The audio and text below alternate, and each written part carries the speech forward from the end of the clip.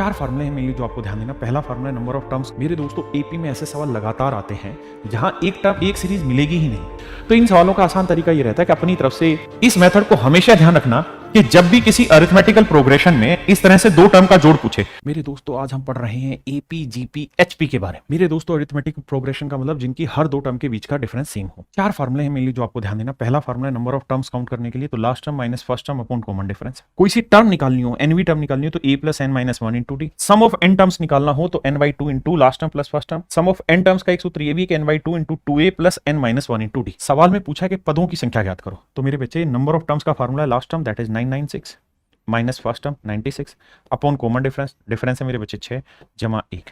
तो 996 में से 96 गया 900, 900 को 6 से भाग देंगे 150, 150 में एक जोड़ा 151। इसमें मेरे बच्चों पूछ रहा है कि इस एपी में 99वां पद क्या होगा। तो 99th टर्म निकालनी है तो उसका सूत्र होगा ए प्लस एन माइनस वन। 99 में क्या 98 डी। तो मेरे प्यारे बच्चों फर्स्ट टर्म क्या है, तो सर ये है 7 चौक 28 और 3 31/4 98 सॉरी। डी की वैल्यू क्या है, second term minus first term. तो 9 दूनी 18 और 1 19/2 और माइनस सब्ट्रैक्ट करेंगे 31/4। तो मेरे बच्चे यहां पे 4 बनाएंगे तो 38 में 31 गया 7/4। अब मेरे बच्चों जोड़ देंगे 31 अलग आया, 98 को 7 से करेंगे 7 8 56, 7 9 63 और 5 68, 6 1 7 8 3 11, 6 1 717 को 4 से भाग दे देंगे मेरे बच्चे, वो मेरा आंसर आ जाएगा। मेरे दोस्तों एपी में ऐसे सवाल लगातार आते हैं जहां एक टर्म एक सीरीज मिलेगी ही नहीं। जैसे एक के बाद -2, -2 के बाद -3, लेकिन फिर 2 आ गया। यहां बेसिकली कहानी ये होती है कि 3 सीरीज मिलके तब एक सीरीज मतलब 3 सीरीज मिलके एक सवाल तैयार करी होती है। तो तीनों सीरीज को मिला के एक टर्म ना लो, तो 3 और 2 5 में से गया -4 पहली टर्म। यहां देखिए 4 और 3 7 में से 2 गया -5 दूसरी टर्म। यहाँ 5 और 4 9 में से 3 गया मेरे बच्चों -6। तो इस तरीके से 99 टर्म है और हमें ये समझना है कि हर 3 टर्म को मिला के एक टर्म बनाइए। तो 99 टर्म को मिला के कितनी टर्म बनेगी, 33 टर्म। अब हमसे पूछ रहा है कि इनका सम बताना है। तो सम का फार्मूला क्या होता है भाई, तो सर सम का फार्मूला होता है 33/2 इंटू 2a, तो 2 चौक 8 प्लस 33 में से गया 32 इंटू डी। डी की वैल्यू क्या है मेरे बच्चों, a2 माइनस a1। तो -5 में से माइनस करेंगे -4 तो आएगा -1। सोल्व करेंगे तो 33/2 और मेरे बच्चे 32 और 8 40, 2 से काटेंगे 20 33 20 260 माइनस का -660। मेरे प्यारे बच्चों एपी में एक कॉन्सेप्ट है और वो ये कि अगर 3 term A B C AP में है तो बीच वाली टर्म का डबल पहले और आखिरी के जोड़ के बराबर होता है। ऐसे ही सवाल में कह रहा है कि ये 3 टर्म 1 2 3 तीनों एपी में, तो बीच वाले का डबल तो 2 गुना 42 बराबर है फर्स्ट प्लस थर्ड। तो मेरे बच्चे 42 दूनी 84, 84 में से 3 घटाओगे 81, 81 को लिखेंगे 3 की पावर 4 और यहां बचा 3 की पावर n। कंपेयर करोगे n की वैल्यू 4 आ जाएगी। मेरे दोस्तों इस सवाल में पूछ रहा है कि इस सीरीज की पहली 20 कॉमन टर्म का क्या निकालना है, सम निकालना है। ऐसे सवालों में एक काम क्या करो, सबसे पहली कॉमन टर्म देखो, तो यहां पे भी h है यहां पे भी h है। सबसे पहली कॉमन टर्म देखिए मिल गई सर, पहली टर्म मिल गई 6। अब ये देखिए कि यहां हर एक कंजुगेटिव टर्म में गैप कितने का है, 4 का, और यहां हर एक टर्म के बीच का गैप कितना है, 5 का। तो 4 और 5 का एलसीएम ले लो, कितना आएगा मेरे बच्चे 20। तो इसका मतलब अगली जो कॉमन टर्म होगी वो 20 गैप पे होगी, यानी 26 होगा, उससे अगली 46 होगा। अब 20 के गैप पे चलती रहेगी और कह रहा है 20 टर्म का सम निकालो। तो फार्मूला हो जाएगा n/2 इंटू 2a, तो 2 को 6 से गुना करेंगे 12, 20 में गया 19, 19 गुना 20। तो मेरे बच्चे 19 को 20 से गुना किया 380, 380 में 12 जोड़ेंगे 392 गुना में 10, आंसर आ जाएगा 3920। मेरे दोस्तों इस सवाल में कह रहा है कि S K denotes the sum of first K terms of N AP. कहता है पहली के पदों के योग को, किसी समानांतर श्रेणी के पदों के योग को हम एसके से डिनोट कर रहे हैं। यानी मेरे दोस्तों इसका मतलब ये है कि यहां ये डिनोट नहीं हो रहा है, यहां ये डिफाइन नहीं हो रहा कि एपी कैसी है, फर्स्ट टर्म क्या है सेकंड टर्म क्या है। तो इन सवालों का आसान तरीका ये रहता है कि अपनी तरफ से जो सीरीज लो ये वाली ले लो, 1 2 3 4 5 6 7 ऐसे करके, है ना, सिंपल तरीका। अब आप जानते हैं कि यहाँ फर्स्ट टर्म 1 है, डिफरेंस भी 1 है। अब सम ऑफ फर्स्ट 30 टर्म पूछा है, तो मेरे बच्चे sum of first 30 natural number का सूत्र क्या होता है, 30 गुना 30 जमा 1 31/2। नीचे आओगे 20 का क्या हो जाएगा, 20 गुना 21/2 minus sum of first 10 natural number क्या होगा, n इंटू n प्लस 1/2। आप कहेंगे हाँ। अब मेरे दोस्तों कुछ नहीं है, सवाल बहुत बेसिक सा है। 2 ऊपर से भी कॉमन आएगा, नीचे से भी आएगा, खत्म हो जाएगा। ऊपर बचा 30 गुना 31, नीचे ध्यान दोगे 20 गुना 21, यहां है 10 गुना 11, चाहे 420 और इसे सॉल्व करोगे तो आएगा 110। तो घटाओगे मेरे बच्चे तो ये आएगा 0, 2 में गया 1, 4 में गया 3 31। तो 0 से 0 गया 31, 31 का आंसर आ गया मेरे भाई 3। ऐसे हर एक सवाल में जब एपी माननी हो ना तो आप 1 2 3 नेचुरल नंबर मान लो, ताकि sum of first 30 term 20 term 10 term लेना आपके लिए बेहद आसान हो जाए। मेरे दोस्तों इस मेथड को हमेशा ध्यान रखना कि जब भी किसी अरिथमेटिकल प्रोग्रेशन में इस तरह से दो टर्म का जोड़ पूछे और एक पहली टर्म है एक चौदहवीं टर्म है, तो इन दोनों का जोड़ देखो 14 और 1 15, यहां 10वीं टर्म है 5वीं टर्म, इनका जोड़ देखो 10 और 5 15, यहां 8वीं टर्म है या 7वीं टर्म, इनका जोड़ देखो 15, यहां 6ठी टर्म है या 9वीं टर्म, इनका जोड़ देखो 15।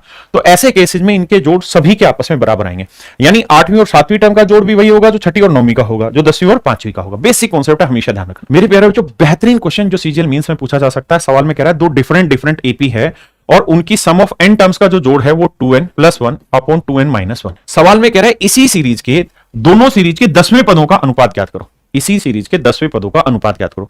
तरीका बहुत आसान है। क्या करना है आपने, जोन सी टर्म का रेशियो पूछ रहा है ना, तो n की डायरेक्ट वैल्यू निकलेगी, इसको 2 से गुना करके 1 घटा दो। जैसे 10वीं टर्म पूछ रहा है तो 10 को 2 से गुना करो, 20, 20 में गया 19, तो n की वैल्यू डायरेक्ट 19 रखो, ये शॉर्टकट है। 19 दूनी 38 और 1 39 आएगा मेरे बच्चे, और 19 दूनी 38 में गया 37, तो आंसर आएगा 39/37। मेरे दोस्तों, ये बेहतरीन कॉन्सेप्ट है, मेरे ही द्वारा तैयार किया गया है कि जब भी आपके साथ ऐसा कोई सवाल मिले जहां सम ऑफ n टर्म दे रखी हो, सम ऑफ n टर्म दे रखा हो an² + bn, और आपसे पूछे कि फर्स्ट टर्म बताइए, तो फर्स्ट टर्म हमेशा ही a + b होगी, और मेरे बच्चों कॉमन डिफरेंस हमेशा 2a होगा। देखिए होता क्या है कि अगर हम n की वैल्यू 1 रख दें तो फर्स्ट टर्म निकल आएगी, तो ये आएगा a + b, क्योंकि n की वैल्यू 1 रखी। फिर हम सेक 2 रखेंगे तो फिर आपको सेकंड टर्म आ जाएगी, और सेकंड टर्म में से फर्स्ट टर्म घटाओगे तो आपके पास कॉमन डिफरेंस आ जाएगा। मैं इसी बात को सीधा सीधा कह रहा हूं, जब भी sum of n terms an² + bn, ये हाल फिलहाल के पेपर में देखा गया सवाल है, जब भी sum of n terms an² + bn हो तो मेरे बच्चे फर्स्ट टर्म a + b, और कॉमन डिफरेंस हमेशा ही n² का जो कोफिशिएंट है इसका डबल होगा, n² के कोफिशिएंट का डबल। अब मेरे दोस्तों, इस सवाल में अगर आप देखोगे तो सम ऑफ 2n टर्म दिया हुआ है equal to 3n 14n² + 3n। अब आप कहोगे सर पीछे जो कॉन्सेप्ट सिखाया उसमें तो यहां सम ऑफ n टर्म था, यहां रखा है सम ऑफ 2n टर्म, तो ये तो वहां वाला कॉन्सेप्ट नहीं लगा। तो मेरे बेटा करो क्या कि इस n की जगह है ना रिप्लेस कर दो n/2 से, कैपिटल n/2 से या x/2 से, किसी से भी रिप्लेस कर दो। अगर हम इसे ऐसा रिप्लेस कर दें, n की जगह x/2 रख दें, तो 2 से 2 कट के सम ऑफ x टर्म आ गया, और यहां n की जगह x/2 रखेंगे तो आएगा 14 × x²/4 यहां लिख देता हूं x², और प्लस में आ जाएगा 3/2x, क्योंकि n की जगह मैंने x/2 रख दिया। अब मेरे बच्चों सेम वही कॉन्सेप्ट बन गया कि सम ऑफ n टर्म्स जो होता है वो an² + bn होता है। अब मेरे दोस्तों आप जानते हैं जो डिफरेंस होगा वो 2a होगा। a का मतलब x² का कोएफिशिएंट, x² का कोएफिशिएंट है 14/4, 14 दूनी 28/4 यानी 7, तो कॉमन डिफरेंस जो आएगा मेरे दोस्तों 7 आएगा। मेरे दोस्तों बहुत ही जबरदस्त है, पेपर लगातार पूछे जा रहे हैं। अगर सवाल में ऐसा हो कि mth टर्म जो है वो 1/n है और nth टर्म जो है वो 1/m है, और फिर आपसे पूछे कि सम ऑफ mn टर्म बताइए, सम ऑफ mn टर्म बताइए, तो उसका डायरेक्ट आंसर होगा m × n + 1/2। फिर से समझाता हूं, देखो यहां क्या मतलब है कि यहां mवां पद 1/n है और nवां पद 1/m है, तो आपसे पूछेगा सम ऑफ m × n यानी सम ऑफ mn टर्म, तो हो जाएगा m × n + 1/2। ये ट्रिक लगेगी, कैसे सवाल पे आओ। कह रहे यदि किसी समानांतर श्रेणी का 5वां पद, ध्यान देना मेरे बच्चे, 5वां पद है 1/10 और 10वां पद जो होगा वो होगा 1/5, तो सवाल में आपसे पूछेगा सम ऑफ m × n यानी 5 × 10, तो 5 × 10 कितना हुआ मेरे बच्चे 50, तो सम ऑफ 50 टर्म पूछेगा क्या होगा, तो आंसर हो जाएगा डायरेक्ट सर होगा m × n + 1/2। तो मेरे बच्चों m + n 5 × 10 = 1/2, तो 50 50 और 51/2 करेंगे मेरे बच्चे 25.5 मेरा डायरेक्ट आंसर। ये मेरे द्वारा बनाई गई बेहतरीन शॉर्ट ट्रिक आपके लिए। इस पे मेरे बच्चों डायरेक्ट ऐसे भी सवाल आया था कि if mth term of an AP is 1/n, nth term is 1/m, what is the sum of first m × nth term. मेरे दोस्तों बिल्कुल एग्जाम ओरिएंटेड चीज करा रहा हूं। अगर सम ऑफ m टर्म n दे रखा हो और अगर सम ऑफ n टर्म m दे रखा हो, तो सम ऑफ m + n टर्म जो होगा वो हमेशा ही -m + n होगा, यानी सम ऑफ m टर्म n है, nth टर्म n टर्म का सम m होगा, तो सम ऑफ m + n पूछेगा तो माइनस में m + n होगा। जैसे ये सारी चीजें क्लास में समझा रखी हैं डिटेल में, आप यहां समझिए शॉर्ट में रिवीजन। कहता है किसी समांतर श्रेणी के 10वें पदों का योग यानी सम ऑफ 10 टर्म इज 70 और 70 पदों का योग जो है इट इज 10, तो सवाल में आपसे पूछेगा सम ऑफ 80 टर्म्स यानी 10 + 70, तो मेरे बच्चे इसका आंसर हो जाएगा -10 + 70 -80। मेरे दोस्तों अब हम चर्चा करने जा रहे हैं ज्योमेट्रिकल प्रोग्रेशन की, गुणोत्तर श्रेणी, जिसमें हर दो टर्म का रेशियो सेम होता है। मेरे दोस्तों ज्योमेट्रिकल प्रोग्रेशन में nth टर्म निकालने का जो सूत्र होता है वो होता है a × r⁻n−1। Sum of n term का फार्मूला होता है a × में ब्रैकेट में r⁻n−1 अपॉन r−1, और अगर इनफाइनाइट टर्म्स हो, अगर मेरे दोस्तों इनफाइनाइट टर्म्स हो और r की वैल्यू 1 से छोटी हो, तो अनंत पदों का जो योग होता है वो a/1 - r होता है। जैसे सवाल में पूछ रहा है कि 11 टर्म है तो इसकी लास्ट टर्म बताओ, मतलब 11th टर्म बताओ, तो 11th टर्म का फार्मूला होगा a × r⁻n−1। मेरे दोस्तों फर्स्ट टर्म है -4, r निकालना है तो second term upon first term, तो वो निकल के आ जाएगा 2, और 11 में से 1 गया 10, 2 की पावर 10 होता है मेरे बच्चे 1024। 1024 को 4 से गुना करेंगे तो भैया -4096।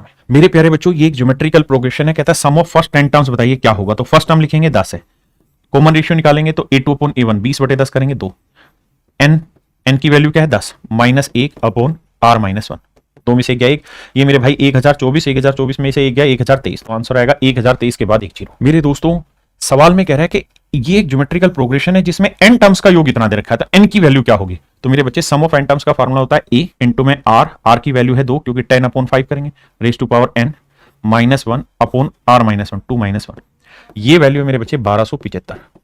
अब आप ये बात तो जानते हैं कि दो में से एक गया 5 से काटेंगे तो 5 3 15, 5 दूनी 10, 5 5 25, 5 5 25, -1 उधर जाएगा मेरे बच्चे प्लस का होगा, तो 2 raise to power n equal to 256, और 256 क्या होता है मेरे बच्चे 2 रेज टू पावर 8, तो n की वैल्यू डायरेक्ट आंसर लिखेंगे 8। देखिए मेरे बच्चों ये एक जीपी है जिसकी फर्स्ट टर्म है 3 और कॉमन रेशियो भी है 3, तो मेरे दोस्तों आपसे पूछ रहा है कि सम बताइए इस सीरीज का, तो मेरे दोस्तों इस सीरीज में नंबर ऑफ टर्म कितनी है? 1 2 3 4 8 टर्म है, तो सम ऑफ 8 टर्म्स बताना है, तो आंसर होगा a r raise to power n -1 upon r -1।